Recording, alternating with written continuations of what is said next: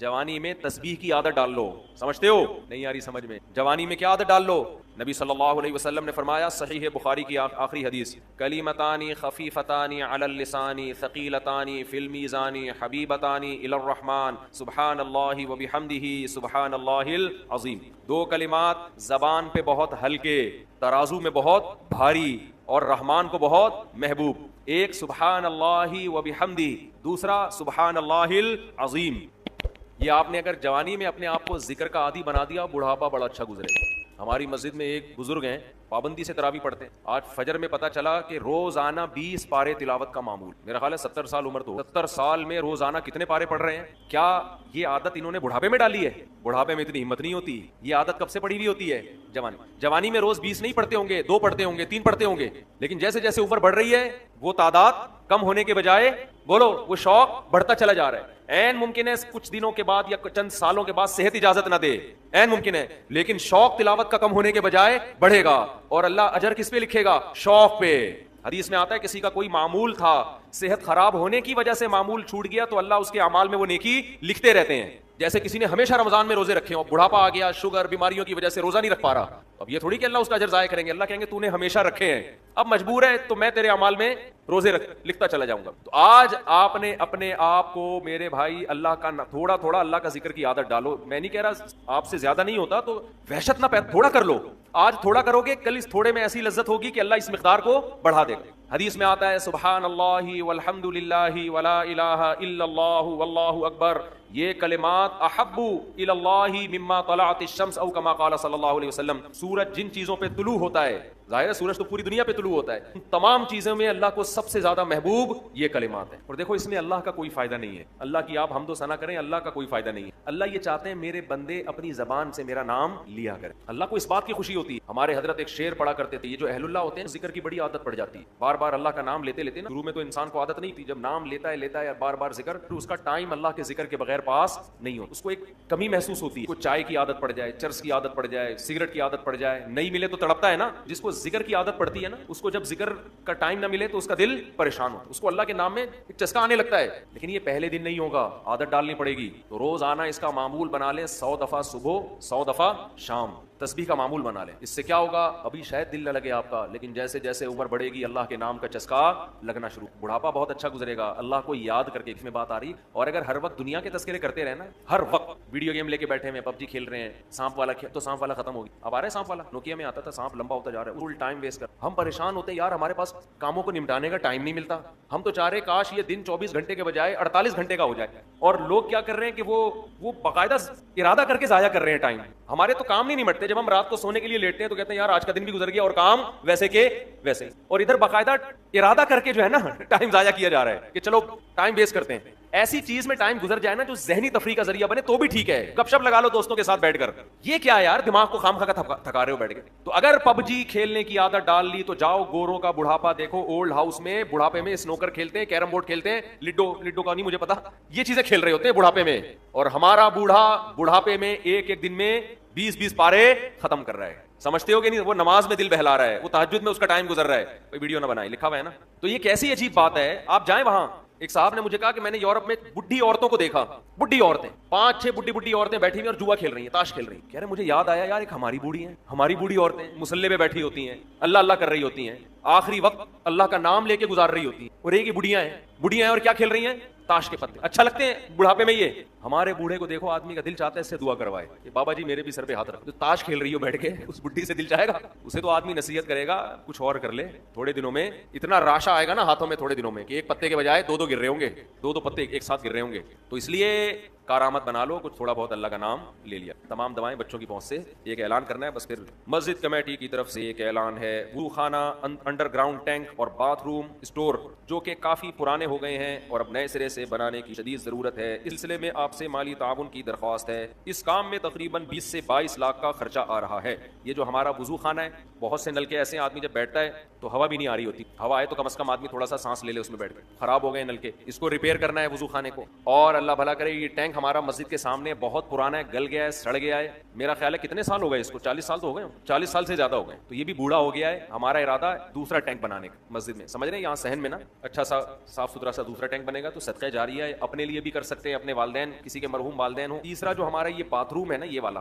اعتکاف والوں کے لیے بہت چھوٹا ہے, دور جانا پڑتا ہے, اس کی صفائی کا بڑے مسائل ہیں, تو یہ باتھ روم کو بھی ریپیئر کرنا ہے. سمجھتے ہیں کہ نہیں سمجھتے؟ اس کے لیے یہ پیسوں کے بغیر اسباب کی دنیا میں ممکن, سمجھتے ہو, گورنمنٹ کا کوئی ایسا ادارہ نہیں ہے جو مسجدوں میں آ کے پوچھتا ہو کہ جی یہاں کیا ضرورت ہے تو یہ لیجیے, حکومت کا ایسا کوئی پروگرام نہیں ہے, تو یہ پبلک ہی کرتی, تو پبلک کا ہی کام ہوتا ہے, تو یہ آپ لوگ کی میرا خیال ہے ذمہ داری ہے. کر لیں گے تو ثواب ملے گا, نہیں کریں گے تو آپ کی مرضی. کیا خیال ہے؟ ہم تو اپنے گھر سے وضو کر کے آ جاتے ہیں, ضرورت نہیں. وہ کیا تھا, ان لٹن جعفری یاد آ رہے ہیں, لٹن جعفری زندہ ہوتے کتنی اب تک مزید میمز بن چکی ہوتی. مر گئے, یہی اسٹائل تھا نا ان کا, مر گئے, کیا تھا بھول گیا یار, زندہ ہو گئے, بس وہ پورا نکل گیا دماغ. بال وہ بڑا مزہ آتا تھا. ابھی بھی میں سنتا ہوں بہت سارے لوگ بڑی لمبی لمبی ادھر ادھر کی پھینک رہے ہوتے ہیں, تھوڑا انٹرٹین. پب جی سے اچھا ہے, پبجی سے اچھا ہے, پبجی کھیلنے سے اچھا ہے کہ دماغ فریش کرنے کے لیے نا فیس بک پر 2-4 اس طرح کے لوگوں کی تقریریں سن لیا کرو, بڑی لمبی لمبی پھینک رہے ہوتے ہیں, تو ان کے پھینکنے کے اسٹائل کو دیکھ کر نا آدمی تھوڑا سا فریش ہو جائے. پہلے ایک چینل آیا کرتا تھا, وہ نام نہیں ملوں گا, فتنہ ہوگا, جب میں تھک جاتا تھا وہ چینل دیکھا کرتا, اس میں کیلے ویلے قبلے کی طرف لوگ دکھا رہے ہوتے ہیں کہ بڑا دماغ فریش ہو جائے گا. اس طرح کی چیزیں دیکھ لیا کرو. یہ پب جی سے بہرحال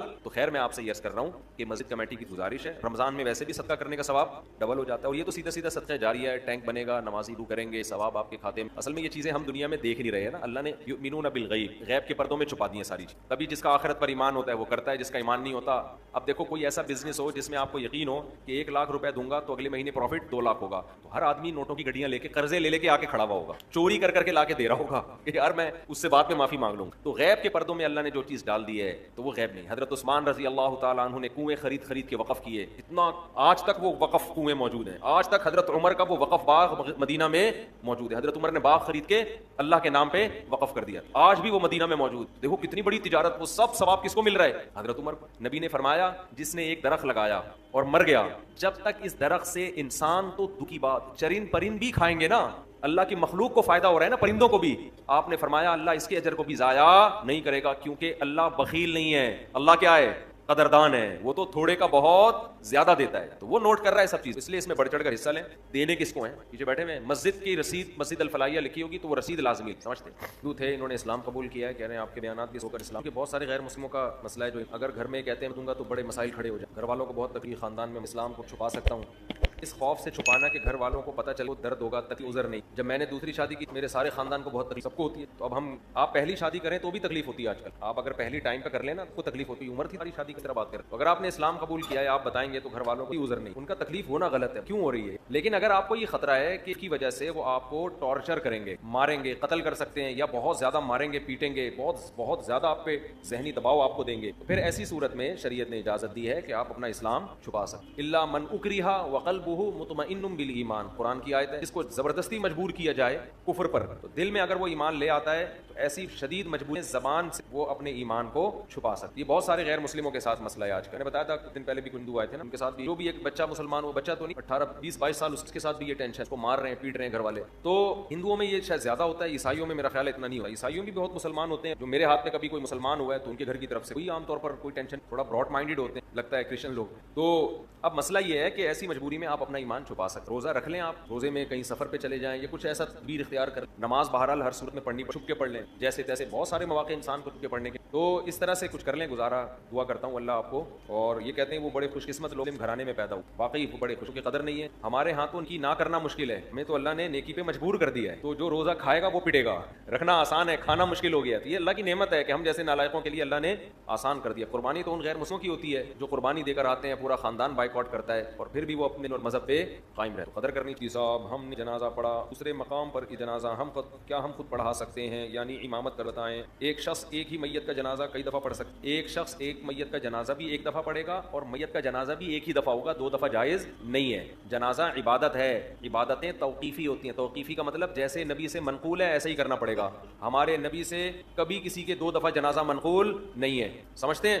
تو اس لیے یہ جو آج کل میتوں کے ڈبل جنازے ہو رہے ہیں, ایک شہر میں اور ایک اپنے گاؤں میں, یہ غلط طریقہ ہے, ناجائز ہے, اس کو چھوڑ دینا چاہیے. ایک صورت میں 2 دفعہ جنازے کی اجازت ہے کہ میت کا جو والی وارث تھا اس کی پرمیشن کے بغیر کسی نے پڑھا دیا, جیسے میت کا بیٹا ہے وہ کہہ رہا ہے ٹھہرو میں آ رہا ہوں اور آپ نے پڑھا دیا, پھر اس کو یہ رائٹ ہے کہ وہ جنازہ ریپیٹ کروا سکے. لیکن اگر اس نے پرمیشن دے دی ہے, اس کو پتا ہے کہ شہر میں جنازہ ہو رہا ہے, اب وہ بھی دوبارہ نہیں پڑھا سکتے. اس رسم کو ختم کرنا چاہیے. صاحب کیا ہم کسی شخص کو حجام کی دکان بنوا کر ٹھیکے پر دے, کیا اس کی کمائی حلال ہوگی؟ آپ کے لیے حلال ہے, آپ نے تو بال کاٹنے کے لیے, وہ اگر داڑھی بھی کاٹ رہا ہے اور غیر شرعی بال بنا رہا ہے تو یہ اس کا ہیڈک ہے, آپ کے لیے دکان کرائے پہ دیں. مفتی صاحب میرے ایک آپ کا بیان اپنی چاچا کی کر نکاح کر لیا, میں نے بیان میں کبھی بھی چھپکے نکاح کرنے کی ترغیب نہیں دی. چاچا کی بیٹی سے نکاح کر لیا, میرا بیان سن کے بہت اچھی بات ہے. چھپکے کا لفظ میں نے نہیں کبھی بھی کہا, یہ اپنی طرف. اچھا میرے بھائی, جب کہ ان کا رشتہ آپس میں, ایک تو رومن اس میں لکھتے ہیں نا, اردو کو تو اردو اسٹائل میں لکھا کرو یار, اردو کا بیڑا غرق ہو جائے گا.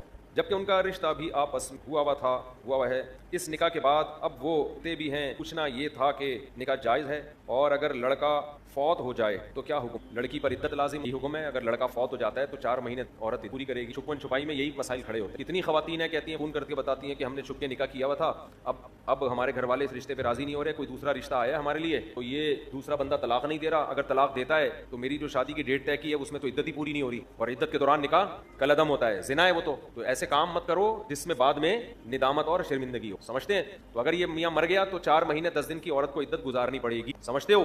طلاق دے گا تو بھی عدت ہوگی, 3 مہینے سے عدت ہوگی, اس کے بعد کہیں نکاح کر سکتے. میرا مسئلہ گولڈ کا ہے, تقریباً 17-18 سال سے میرے پاس سونا پڑا ہوا ہے, تقریباً 3.5 تولہ, اس پر زکات ہے یا نہیں؟ اگر 3.5 تولے سونے کے علاوہ 1 روپیہ بھی آپ کے پاس موجود تھا تو پھر سونے کا نصاب نہیں بنتا, پھر دونوں کو مرج کیا جاتا ہے, دونوں کی ویلیو پھر 52.5 تولہ چاندی کا حساب ہوتا ہے. تو 3.5 تولہ سونا جو ہے یہ 52.5 تولہ چاندی کی ویلیو سے زیادہ ہوتا ہے, اس لیے اس پر زکات ہو. 7.5 تولے پر اس وقت زکات ہوتی ہے جب آپ کے پاس 7.5 تولے سونے کے علاوہ کچھ بھی نہ ہو. 1 روپیہ بھی آپ کے پاس آ گیا نا تو پھر دونوں کو مرج کر کے ان کی ویلیو نکالی جاتی ہے, پھر ویلیو پہ زکات ہوتی ہے, گولڈ پہ نہیں ہوتی, پھر ویلیو ہے اس کی, اور ویلیو میں چاندی کی ویلیو دیکھی جاتی ہے جو 52.5 تولہ چاندی. تقریباً ہر مہینے 1000 یا 150-1500 شوہر دیتا ہے, جو چیزیں لینے میں پہلے سے ختم. بھائی آپ پر یہ لازم ہے کہ آپ ہر مہینے اپنی جیب خرچی تھوڑے پیسے بچا کے رکھیں اور پھر اس میں زکات ادا کریں. آپ عورت پر لازم ہے اپنے گولڈ کی زکات دے. وہ خواتین کہتی ہیں ہم کہاں سے دیں, نہیں ہوتا تو گولڈ بیچ کے دیں, سمجھ رہے ہیں؟ اب پھر خواتین کو یہ ہوتا ہے کہ ہاں زکات اتنے پیسے ہمارے اس میں نکل جائیں گے, تو زکات میں تو پیسے ہی نکلتے ہیں بھائی, تو نہیں ہوتا نا کہ آپ پیسے بھی نہ دیں اور زکات بھی ادا ہو جائے. سونا جب رکھا ہوا ہے تو اس کا یہ اللہ کی طرف حکم ہے, ورنہ تو لوگ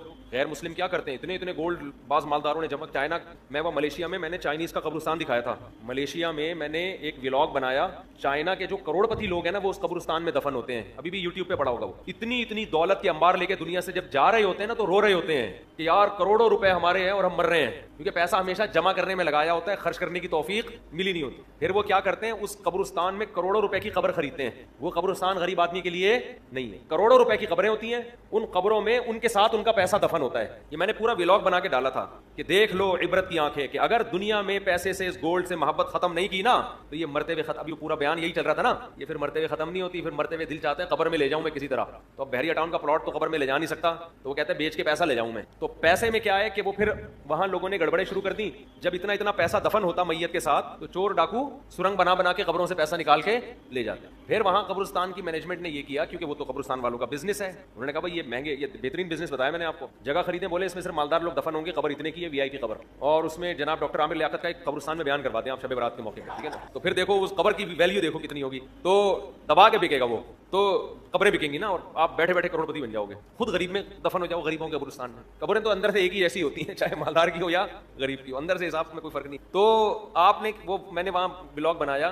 اب کیا ہے کہ وہاں چوروں نے وہ کرنسیاں نکالنا شروع کر دی. تو پھر انہوں نے یہ حل سوچا اس کا کہ قبرستان کی انتظامیہ نے ایک نئی کرنسی نکالی جو مارکیٹ میں چلنے والی نہیں ہے, لیکن وہ نئی کرنسی آپ کو اس کرنسی کے بدلے میں ملے گی, اور وہ آپ کے ساتھ قبر میں دفن. تو میت کو یہ حسرت پوری ہو گئی کہ میں اپنا پیسہ اپنے ساتھ لے کے جا رہا ہوں. اس لیے اس دنیا کی محبت دل سے نہ نکالی نا, بہت ہی برے ہو جاؤ گے. اس لیے خواتین نے گولڈ رکھا ہوا ہے, خوشی خوشی زکات دیا کرو, خوشی خوشی. اللہ ہم سے, دیکھو گورنمنٹ کو کتنا ٹیکس دیتے ہیں یار, خوشی سے نہیں دیتے, زکات سے کئی گنا زیادہ گورنمنٹ ٹیکس لیتی ہے ہم سے, اور اس کے بدلے میں دیتی سوائے نعرے اور سوائے وعدوں کے کچھ بھی نہیں ملتا ہمیں.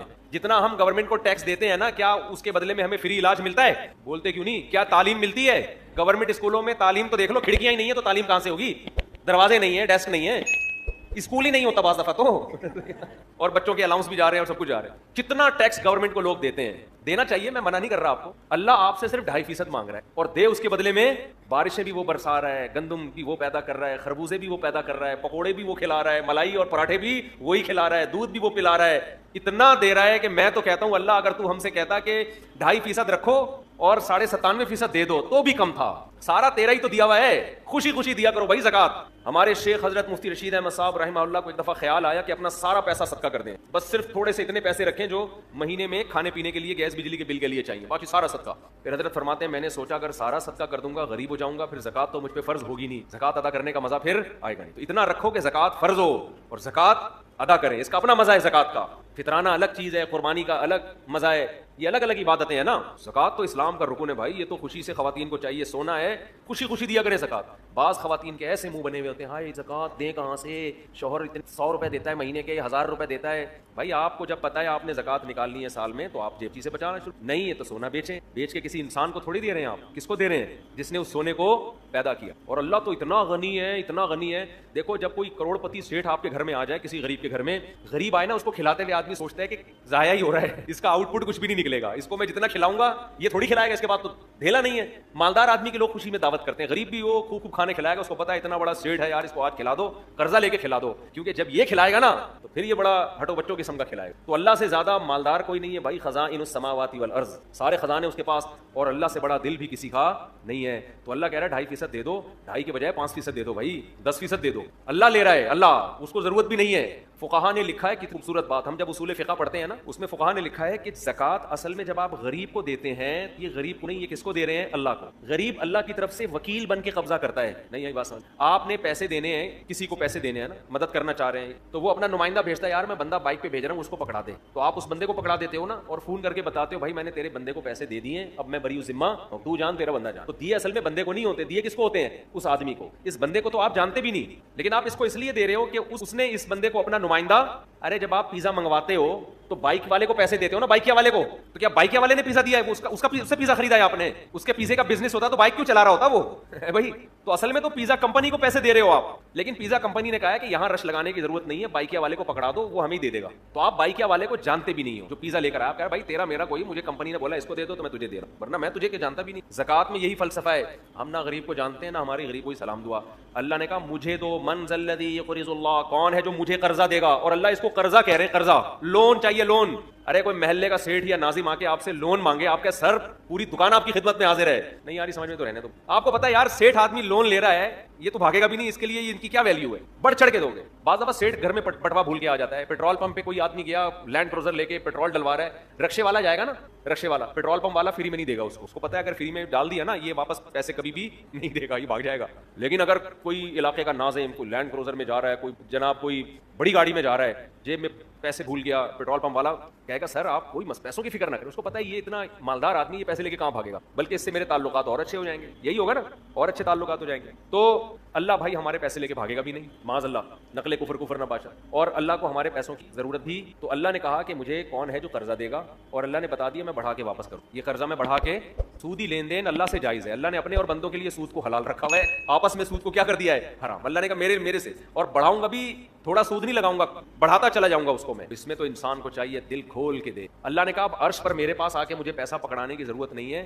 گلی محلے میں تمہیں کچھ نظر آ جائیں گے غریب لوگ, فی الحال ان کو پکڑا دو. تو یہ اصل میں غریب آدمی قبضہ کرتا ہے کس کی طرف سے, اللہ کی طرف. تبھی تو قرآن کہتا ہے کہ ہمارے نیک بندے جب غریبوں کو کھلاتے ہیں ان سے کہتے ہیں لا نريكم جزاء ولا شکورا, ہمیں تم شکریہ نہیں چاہیے کیونکہ ہم تمہیں نہیں کھلا رہے, اصل میں تو ہم کس کو دے رہے ہیں, اللہ کو دے رہے ہیں. ہمارا اللہ کا لیں گے, تم تو درمیان میں جو ہے نا ایک وکیل بن کے آ گئے ہو, تم تو وکیل بن کے آ گئے ہو. پیزا والے کو آپ نے پیسے پکڑا دیے, بائک والے کو, اب آپ کہہ رہے ہیں پیزا ایسا تھا ویسا, وہ کہہ رہا ہے مجھے کیا پتا کیسا تھا بھائی, تو کمپنی میں جا کے کمپلین کر, میں نے تو ان کا پیزا تم تک پہنچایا ہے, تمہارے پیسے وہاں تک پہنچائے. تو غریب بھی یہی کہے گا, اہل ایمان جب غریب کو کھلاتے ہیں کہتے ہیں ہمارا تمہارا کیا, ہم تو اللہ کے لیے تمہیں کھلا رہے ہیں بھائی, اللہ آخرت کی سختی ہم سے دور کرے گا. تو اس لیے خواتین کو بھی چاہیے خوش دلی کے ساتھ زکات دیا کریں, کیونکہ خواتین کو بھی جنت میں جانا ہے, ٹھیک ہے نا. یہ جنت اللہ نے صرف آدمیوں کے لیے نہیں بنائی ہے. اور حدیث میں آتا ہے اتقوا النار ولو بشق تمرہ, عورتوں کو خاص اللہ نے خطاب کیا کہ جہنم کی آگ سے بچو, اگرچہ آدھی کھجور صدقہ کر کے, تو صدقہ کیا کریں, کچھ نہیں ہے تو آدھی کھجور صدقہ کر دیا کریں, خوش دلی کے ساتھ زکات دیا کرو بھائی, ورنہ وہی ہو جائے گا اتنا جمع کر کے پھر ایک دن دل چاہے گا کہ یار یہ سارا مال لے کے میں قبر میں کس طرح سے کرو خرچ کروں. ہم نے تو بڑے علماء کو دیکھا ہے جب عمر بڑھ جاتی ہے تو ویسے ہی سب دے دلا کے کہہ رہے یار ہلکے پھلکے سے جاؤ, اب جائیدادیں بھی بانٹ دیتے ہیں. لیکن میں آپ کو مشورہ دیتا ہوں پورا مال کبھی بھی نہ بانٹنا, اولاد آج کل بگڑ جاتی ہے. بعض لوگوں نے دل بڑا کر کے سب کچھ بچوں کو بانٹ دیا, جس دن بچوں کو سب کچھ مل گیا اس دن بچوں نے باپ کو ابا سمجھنا, یہ ایسے کیسز سامنے آئے ہیں تو کچھ چیزیں تجربے کی ہو. اس لیے بعض دفعہ آدمی بڑھاپے میں میرے بیان سن کے دوسری شادی کا اس کو خیال آتا ہے, لیکن وہ ساری جائیدادیں پہلے وہ کہے گا اب بچوں سے پیسے کس منہ سے مانگے, بچوں سے کہے بیٹا مجھے پیسے چاہیے, ابا کڈنی کا آپریشن کرنا ہے, ابا دل کا دینے, ابا کہہ رہے ہیں میں نے شادی کرنی ہے, بچے کہتے ہیں یہ نہیں ہو. تو اس لیے کہ دل نہ لگاؤ بس, سمجھ رہے ہو. میرا دوست جو کہ کینسر کا مریض ہے, اسی آپ سے ملاقات کی ہے, اگر آپ کچھ ہمارے بھائی مجھے ہندو بھائی بھی مسلمان ہوئے ہیں, یہ بھی ملاقات کرنا چاہ رہے ہیں, یہ بھی تو ابھی تو میں نے تراویح بھی رات کو سنانی ہوتی ہے, دہرانا بھی ہے. اگر میں ابھی یہ ٹائم ملاقاتوں میں لگا دوں گا تو شام کو اٹکن آنا, جب میں تراویح پڑھتا ہوں نا تو پھر اٹکوں گا تو پیچھے پبلک کھڑے ہوئے وہ برا بلا کہیں گے یار کیا ہو گیا. تو ابھی تو بالکل ٹائم نہیں ہے, تو پھر